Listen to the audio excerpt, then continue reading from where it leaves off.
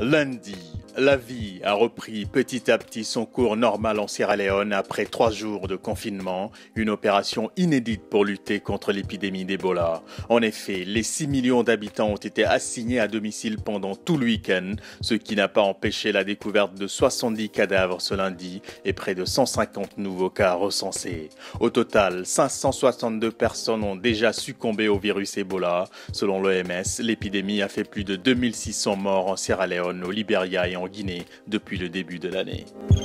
À mardi, c'est suffisamment rare pour être signalé. En Chine, les étudiants se sont mis en grève pour protester contre la décision de Pékin de limiter le suffrage universel à Hong Kong.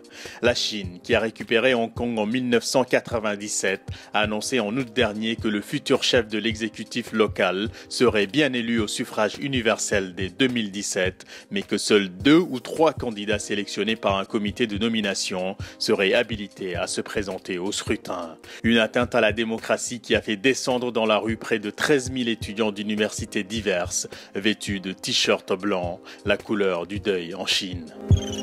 Mercredi, ils ont mis leurs menaces à exécution. Les djihadistes du groupe terroriste Jun al-Khalifa, affilié à l'État islamique, ont diffusé ce mercredi une vidéo mettant en scène la décapitation de l'otage français Hervé Gourdel, 55 ans, guide de haute montagne.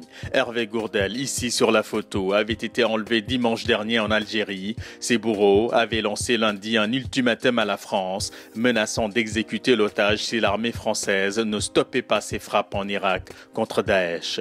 Hervé Gourdel a été lâchement assassiné, s'est insurgé le président français François Hollande, qui a dit son indignation face à cet acte d'une rare barbarie.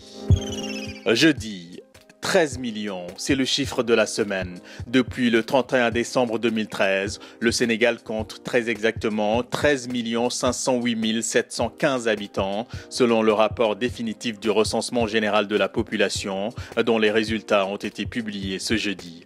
Dans le détail, le pays compte un peu plus de femmes que d'hommes, 50,1% de Sénégalaises contre 49,9% de testostérone. À noter aussi que le Sénégal est particulièrement jeune, 22 ans de moyenne d'âge et même 16 ans en milieu rural.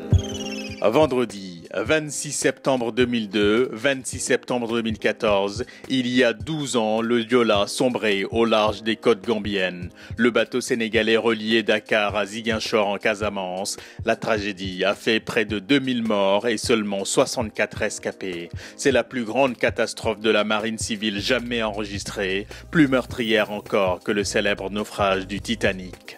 À l'occasion des commémorations ce vendredi, les familles des victimes ont réitéré leur demande de renflouement de l'épave et surtout une meilleure prise en charge financière des enfants qui ont perdu leurs parents dans la catastrophe et qui ont été faits pupilles de la nation.